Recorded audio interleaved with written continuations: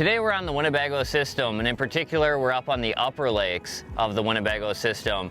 And so it's middle of summer, it's August, the water temperatures are 70 degrees plus, and kind of the rule of thumb is generally a lot of these fish slide back to Lake Winnebago to summer for that deeper, cooler water, because a lot of these upper lakes are maybe 7 to 10 feet deep at most. But in certain situations, in certain summers, there's a lot of fish that hang around in these upper lakes because of the food. They naturally migrate up here to spawn into the Fox River, into the Wolf River, and a lot of these marshes in the upper lakes. But they can hang around for quite a while, and sometimes all summer if there's a lot of food up in these upper lakes. There's a lot of shiners up here. There's a lot of bait when it comes to your white bass and your sheephead do a lot of these migrations and spawnings up here. So there's a lot of young of the year.